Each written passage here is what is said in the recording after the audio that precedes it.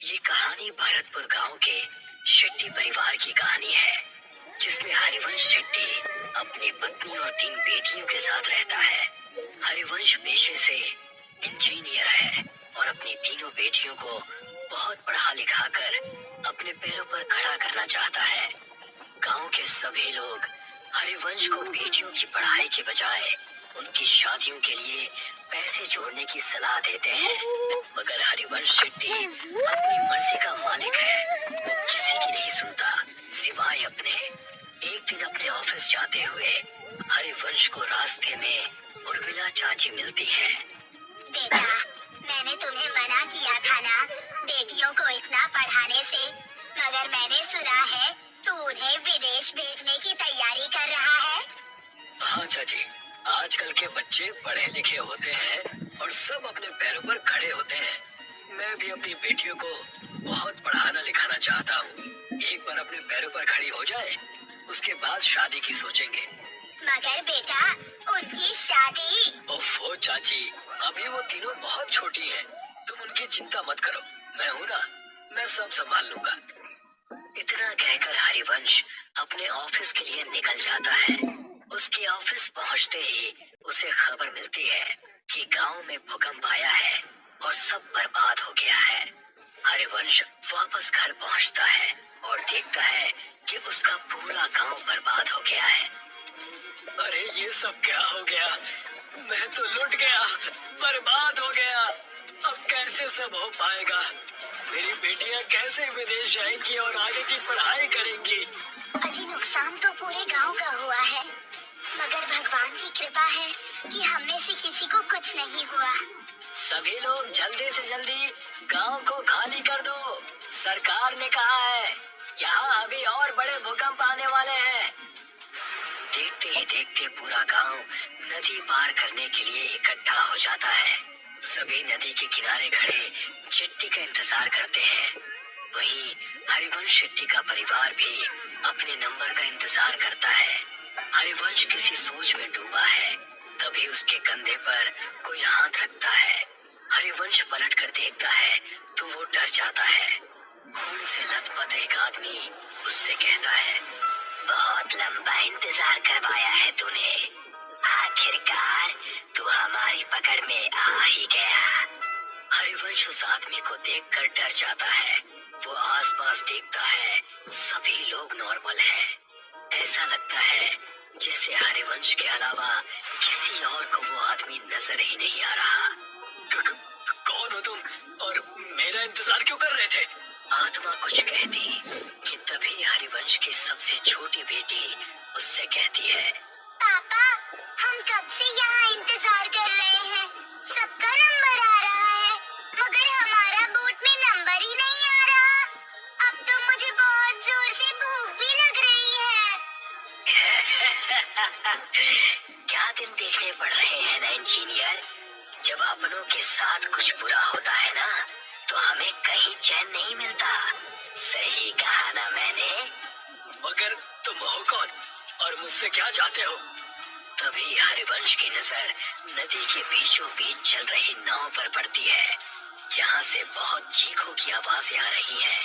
नाव नदी के बीच हिचकोले खाने लगती है। तभी हरिवंश की नजर नदी में कुछ आत्माओं पर पड़ती है, जो चिट्ठी से कुछ लोगों को पानी में गिराने की कोशिश कर रहे हैं। जो आदमी नदी में गिरता जाता है, वो आत्माएं एक एक करके उनका गला मरोड़ती, तो कोई आत्मा किसी का खून पीती है। इतना भयानक मंजर देखकर हरिवंश मन में सोचता है, शायद इन आत्माओं को आदमियों से प्रॉब्लम है, इसीलिए ये सिर्फ आदमियों को मार रही है। अगर मैं मेरे परिवार के साथ गया तो ये मेरे साथ साथ उन्हें भी नुकसान पहुंचा सकती हैं, जो मैं बर्दाश्त नहीं कर सकता। इतना सोचते हुए हरिवंश वहाँ से उल्टा गांव की तरफ भागना शुरू करता है और उसके परिवार वाले उसे वापस आने को कहते हैं। अरे, वहाँ कहाँ जा रहे हैं आप? गांव में खतरा है, लौट आइए। हाँ पापा, वापस आ जाइए ना प्लीज।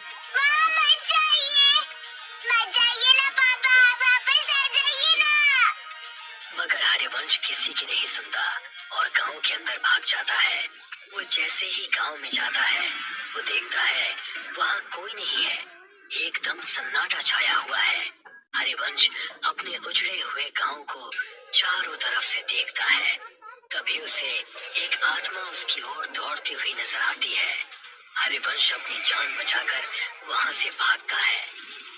भागते भागते थक जाने के बाद हरिवंश एक सरकारी स्कूल की बिल्डिंग के बाहर बैठ जाता है। वहां भी उसे सब उजड़ा हुआ दिखता है। तभी दो छोटे बच्चों की आत्मा हरिवंश के पास आती है और उससे कहती है, अंकल, हम तो मासूम से बच्चे थे ना, आपने हमें क्यों मार दिया? अब आपका नंबर है। मैं इन बच्चों को क्यों मारूंगा भला? मैं खुद बेटियों का बाप हूँ। हे भगवान, ये सब क्या हो रहा है मेरे साथ? वहाँ मेरा परिवार भी अकेला है। मुझे लगता है इन सबको कोई गलत फहमी हो रही है। हरिवंश ऐसा मन में सोच रहा होता है कि तभी एक भयानक औरत की आत्मा वहां आ जाती है और हरिवंश से कहती है, जब अपने परिवार से इतना प्यार करते हो तो दूसरों के बारे में कभी क्यों नहीं सोचते? अब तुम मरोगे और बहुत बुरी मौत मरोगे। हरिवंश ये सब देखता है और फिर इधर उधर भागने लगता है। वो भागते भागते वापस नदी के किनारे आ जाता है, मगर इस बार वो देखता है कि वो जहाँ खड़ा है वहाँ कोई भी नहीं है। तभी वो देखता है एक और चिट्ठी नदी के अंदर जा रही है जिस पर कुछ आत्माएं हमला करती हैं। हरिवंश को ये पहले समझ में नहीं आता। तभी वो देखता है कि गांव की तरफ से दौड़ती हुई आत्माएं हरिवंश के पास आ रही हैं। अब मेरा बच पाना मुश्किल है भगवान, मेरे परिवार का ध्यान रखना। तभी सामने से आती हुई आत्माएं उस पर जैसे हमला करती हैं। हरिवंश का पांव टकराता है और वो गिरते गिरते बचता है। वो अपनी नजर घुमाता है तो वो देखता है कि नदी पर एक पुल बना हुआ है। ऐसा कैसे हो सकता है? अभी तो यहाँ कुछ भी नहीं था, ये पुल कहाँ से आ गया? हरिवंश को लगता है कि शायद इस मुश्किल घड़ी में उसे कुछ समझ में नहीं आ रहा है। ये पुल पहले से ही यहाँ होगा, मगर उसने नोटिस नहीं किया। हरिवंश बिना कुछ सोचे समझे उस पुल पर चढ़ जाता है और वहाँ से दूसरी तरफ भागना शुरू करता है। भागते भागते वो ब्रिज के सेंटर में आ जाता है और यहाँ पहुँचते ही उसकी नजर नदी की दूसरी तरफ पड़ती है जहाँ उसका परिवार उसे बुला रहा है। हाँ सुधा, मैं आ रहा हूँ। हाँ बेटा, मैं बस अभी आया।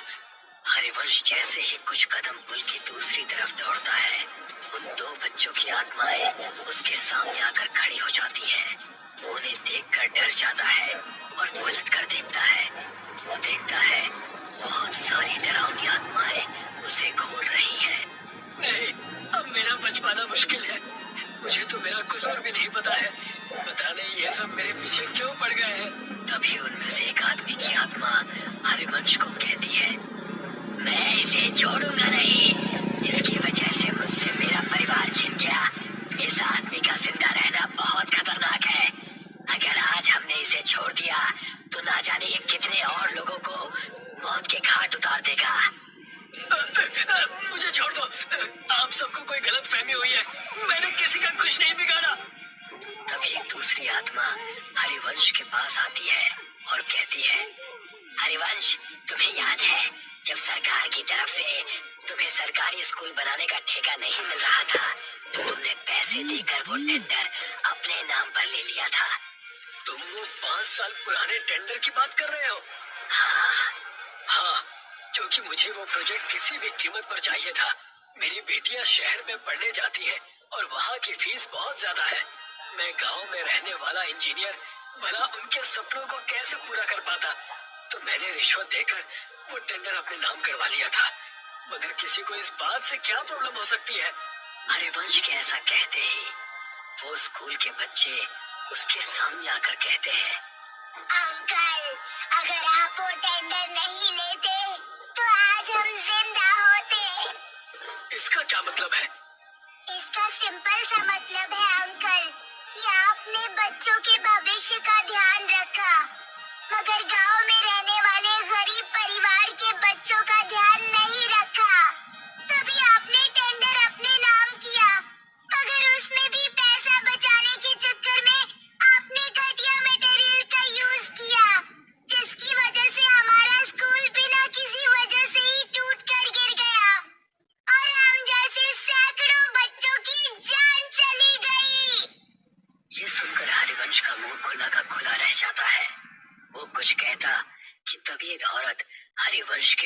आती है और उससे कहती है, इंसान नहीं, राक्षस है तू। मेरे बच्चों और मेरे पति को खा गया। अब तू मरेगा। तेरे घर वाले तेरे मरने का तमाशा देखेंगे। उन आत्माओं की भीड़ में से 2 आदमियों की आत्माएं निकलती हैं और हरिवंश को हवा में उल्टा लटका देती है। उल्टा लटका हरिवंश उनसे कहता है, मेरी गलती माफी लायक तो नहीं है, मगर फिर भी मैं आप सबसे हाथ जोड़कर माफी मांगता हूँ कि मेरी भूल को माफ कर दो। तभी आत्माओं की शक्ति से उल्टा लटका हरिवंश गोल गोल चक्री के जैसे घूमने लगता है। तूने कोई भूल नहीं की इंजीनियर, तूने तो सब सोच समझ कर किया है और जो तूने किया है ना, उसे पाप कहते हैं। पाप की माफी नहीं होती, उसकी सजा होती है जो अब तुझे हम देंगे। नहीं नहीं, मैंने कुछ भी जानबूझकर नहीं किया। प्लीज मुझे माफ कर दो, प्लीज जाने दो। हाँ हाँ, आज तुझे इस दुनिया से भेजने ही तो आए हैं। तू शायद भूल रहा है इंजीनियर, तूने गांव का सिर्फ वो स्कूल ही नहीं बल्कि म्यूनिसिपल का हॉस्पिटल भी बनाया था। गांव में ऐसे कई छोटे बड़े प्रोजेक्ट हैं जो तूने पूरे किए थे। और हाँ, आज जो ये तू इस ब्रिज में झूल रहा है, ये भी तो तूने ही बनाया था। तुझे अंदाजा भी है कि तेरे बनाए गए सभी प्रोजेक्ट्स का एक जैसा ही हाल हुआ है। तो तू एक दो नहीं बल्कि हजारों मौतों का अकेला जिम्मेदार है। ये सब सुनकर हरिवंश को अपनी सारी काली करतूतें याद आ जाती हैं और वो उन सब से कहता है, हाँ, मैं सब कुछ स्वीकार करता हूँ। मैं सारी गलतियाँ मानता हूँ। मैं इन सब का दोषी हूँ। मगर हर माँ बाप अपने बच्चों की खुशी के लिए कुछ भी करता है, तो मैंने भी मेरे बच्चों के भविष्य के लिए ऐसा किया था। हालांकि मैं अब ये बात मानता हूँ कि मैंने जो भी किया वो सब गलत था। हरिवंश की माफी से किसी को कोई फर्क नहीं पड़ता और देखते ही देखते वो आत्माएं वहां से एक एक करके गायब होने लगती हैं। हरिवंश को समझ में नहीं आता कि ये सब क्या हुआ। वो हवा में उल्टा लटका हुआ है, उसे पुल पर कोई नहीं दिखता, सब गायब हो जाते हैं। वहां उसके परिवार को चिट्ठी मिल जाती है। वो दूर से ही अपने परिवार को नदी की दूसरी तरफ जाते हुए देखता है। जिस ब्रिज के ऊपर वो उल्टा लटका है, वो ब्रिज भी धीरे धीरे गायब हो रहा है। हरिवंश जैसे ही खुद को खुले आसमान के नीचे नदी के बीचों बीच उल्टा लटका हुआ देखता है, वो देखता है कि उसके आसपास उसी की तरफ बाकी की आत्माएं भी उल्टी लटकी हैं। वो उन्हें देखकर डर जाता है। तू और तेरा साथ देने वाले सभी लोग अब इस दुनिया में नहीं हैं और आगे भी जब जब तुझ जैसे लोग ऐसा काम करेंगे, हम उन्हें सजा देने आते रहेंगे। इतना कहकर वो सारी आत्माएं हरिवंश पर झपट्टा मारती हैं